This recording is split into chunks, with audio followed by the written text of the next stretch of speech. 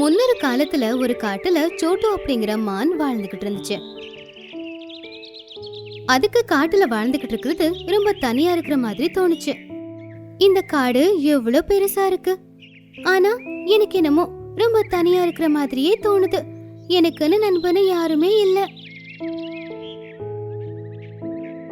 அந்த நேரத்துல ஒரு கழுத புலி, நரி, கரடி போய்கிட்டு இருந்தாங்க.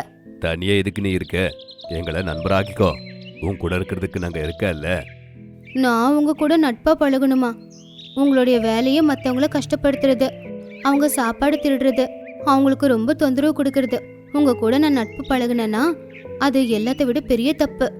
அதுக்கு பதிலா நான் தனியாவே இருந்துடுறேன். நேரம் வரும்போது கண்டிப்பா எங்க நட்பை பத்தி உனக்கு தெரியும், பாத்துட்டாரு. அப்படி சொல்லி அவங்க 3 பேர் அங்கிருந்து போயிட்டாங்க.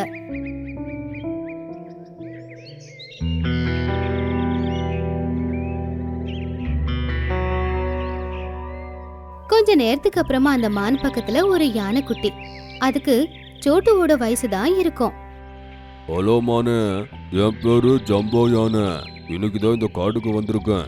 உன்னோட பேர் என்ன? என்னோட பேரு சோட்டு மான். நான் பிறந்ததுல இருந்து இந்த காட்டுல தான் இருக்கேன். அப்படி சொல்லி 2 பேரும் சிரிச்சுக்கிட்டாங்க. அன்னையில இருந்து ஒருத்தங்க அறிமுகப்படுத்திக்கிட்டாங்க. சோட்டு மானு, இங்க என்னோட வீட கட்டுறதுக்கு ஏதாச்சும் இடம் இருக்கா? இந்த காட்டுல அந்த மாதிரி இடம் நிறைய இருக்கு. வாயை கூட.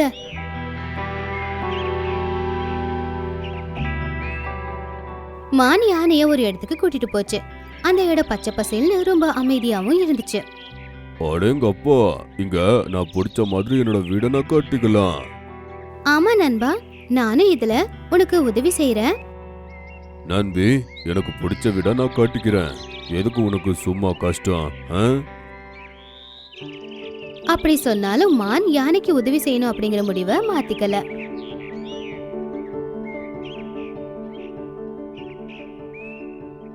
அப்படி அவங்க வீடு கட்டுறதுக்காக பெரிய பெரிய விறகு, பெரிய பெரிய இலை, அதுக்கப்புறம் கூரை கட்டுறதுக்கு சின்ன சின்ன குச்சிங்களை எடுத்துட்டு வந்தாங்க. அப்படி 2 பேரும் சேர்ந்து 2 நாளுக்குள்ளேயே ஒரு சின்ன குடிசைய கட்டிட்டாங்க. வா, எவ்வளவு அழகான வீடு கட்டிருக்க. உனக்கு ரொம்ப ரொம்ப நன்றிப்பா. நன்றி சொல்ல வேண்டிய அவசியம் இல்ல. நீ என்னுடைய உயிர் நண்பன். இது செய்யத்தானே வேணும். இப்படி அன்னைக்கு 2 பேரோட நட்பு இன்னும் ஆழமாச்சு. சாயந்தர நேரமும் ஆச்சு. மான் யானை கிட்ட சொல்லி அதோட குகைக்கு கிளம்புச்சு.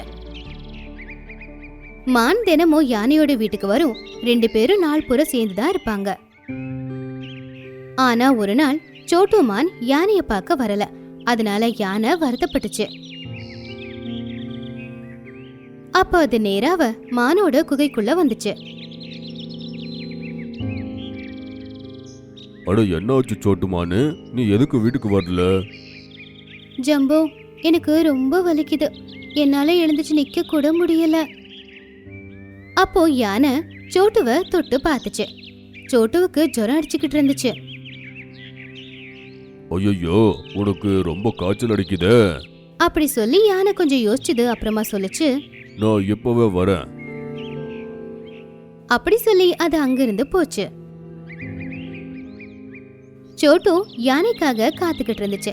ஆனா பல மணி நேரம் ஆனாலும் கூட யானை மட்டும் திரும்ப வரவே இல்லை. அதுக்கப்புறம் அந்த 3 விலங்குகளும் சோட்டு கிட்ட வந்துச்சு. சோட்டுமானே, உனக்கு உடம்பு சரியில்லைன்னு கேள்விப்பட்டதும் ரொம்ப கஷ்டமா போச்சு. தோ இங்க பாரு, உனக்காக சாப்பாடு எடுத்துட்டு வந்திருக்கோம். அவங்க ஒரு திராட்சை கொத்த மானுக்கு முன்னாடி வச்சு அதை சாப்பிட சொல்லி சொன்னாங்க. உங்களுக்கு ரொம்ப நன்றி. எனக்கு ஏற்கனவே ரொம்ப பசிச்சுக்கிட்டு இருந்துச்சு. அப்படி சொல்லி அது திராட்சை பழங்களை சாப்பிட ஆரம்பிச்சது. அட சோட்டுமானே, உனக்கு உடம்பு சரியில்லை. ஆமா, உன்னோட நண்பன் எங்க போன? எப்பவும் கூடவே ஒட்டிக்கிட்டே இருப்பேன். தெரியல எங்க போச்சுன்னு. காலையில போனது இன்னும் வரல. அவ உனக்கு உடம்பு சரியில்லைல்ல, உனக்கு சேவை பண்ணணும்னு நினைச்ச போல. அதுக்குதான் ஓடிட்டான். அதுக்குதான் காணாம போயிட்டான். அப்படியெல்லாம் இருக்காது. அப்படிதான் இருக்கு. நான் சொன்னல, நேரம் வரும்போது எங்க நட்பு உனக்கு புரியும்னு. இதுதான் அந்த நேரம். அவங்க சொன்னது கேட்டு சோட்டுவோட மனசு காயப்பட்டுச்சு. மெதுவா சாயந்தரம் ஆயிடுச்சு. ஆனா இன்னும் ஜம்போ வரவே இல்ல. மானுக்கும் உடம்பு குணமாகவே இல்ல. அடுத்த நாள் காலையில மறுபடியும் 3 பேரும் மானோட குகைக்கு வந்தாங்க. இந்த தடவையும் சாப்பிட பழம் எடுத்துட்டு வந்தாங்க. மானு ரொம்ப சந்தோஷமா அந்த பழத்தை சாப்பிட்டுச்சு. அது இப்போ ரொம்ப கில்ட்டா ஃபீல் பண்ணிக்கிட்டு இருந்துச்சு. எந்த விலங்குகளை அது தப்பா பேசிச்சோ அந்த விலங்குகள் தான் இன்னைக்கு அதுக்கு உதவி செய்யறாங்க அப்படின்னு. அது மறுபடியும் அவங்க எல்லார்கிட்டயும் மன்னிப்பு கேட்டு அவங்க கூட பேசிக்கிட்டு இருந்துச்சு. அவங்களும் கொஞ்ச நேரம் பேசிட்டு அதுக்கப்புறம் அங்கிருந்து போயிட்டாங்க.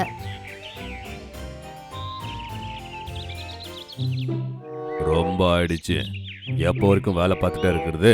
பிளான் எக்ஸிக்யூட் பண்றதுக்கு இப்போ நேரம் வந்தாச்சு.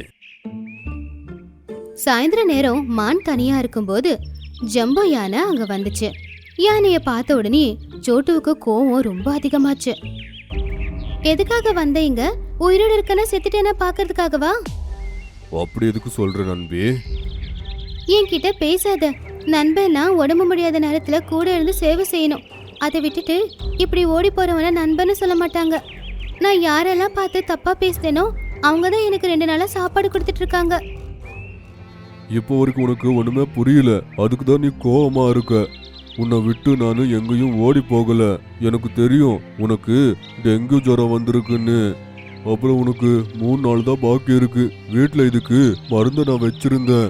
ஆனா அது திடீர்னு எங்க போச்சுன்னு எனக்கு தெரியல. என்கிட்ட நேரமும் கம்மியா இருந்துச்சு. திரும்பி வந்து சொல்லிட்டு போனோம்னா இன்னும் நேரம் ஆயிரும். அதுக்கு தான் பழைய காட்டுக்கு நான் போயிருந்தேன். அவங்க போய் 2 நாள் கஷ்டப்பட்டு தேடி இந்த வேற எடுத்துட்டு வந்திருக்கேன். இத சாப்பிடு.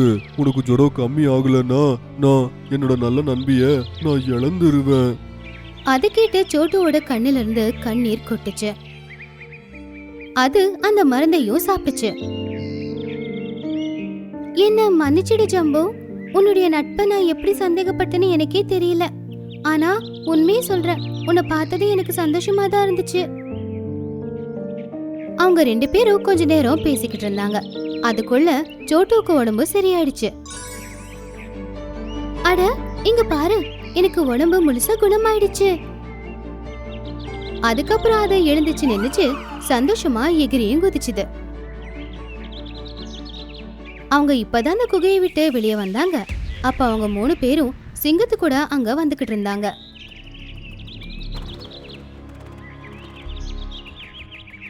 அட உங்க கூட இந்த சிங்கம் என்ன பண்ணிக்கிட்டு இருக்கு? சிங்கராஜா, இதான் அந்த மானு. உங்களுக்காக தான் தயார் பண்ணி வச்சிருக்கோம்.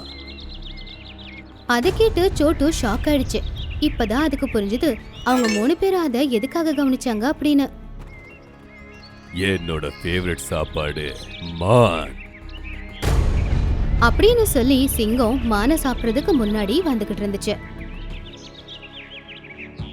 ஆனா ஜம்போ யானை அதுக்கு முன்னாடி வந்து நின்னு சொல்லுச்சு, நான் இருக்கும்போது என்னோட நண்பிய யாராலையும் தொட முடியாது. அப்படி சொல்லி அது சிங்கத்தை இடிச்சதுல சிங்கம் தூரமா போய் விழுந்துருச்சு. ஐயோ, நீங்க எல்லாருமே என்ன இன்சல்ட் பண்ணதா கூட்டிக்கிட்டு வந்தீங்களா? இல்ல சிங்கராஜா, அப்படியெல்லாம் ஒன்றும் இல்லை. நாங்க உங்களுக்கு சாப்பாடு கொடுக்க தான் வந்தோம். சாப்பாடு கொடுக்கவா இல்ல யானையால அடி கொடுக்கவா? உங்களை என்ன பண்றேன்னு பாரு. அப்படி சொல்லி அந்த சிங்கம் அவங்கள விரட்ட ஆரம்பிச்சது. அவங்க 3 பேரும் பயந்து அங்கிருந்து ஓட ஆரம்பிச்சாங்க. சோட்டுவும் ஜம்போவும் இத பார்த்து ரொம்பவும் சந்தோஷப்பட்டாங்க. அதுக்கப்புறம் எப்பவும் போல வேற 2 பேரும் ஒன்னாவே சுத்திக்கிட்டு இருந்தாங்க.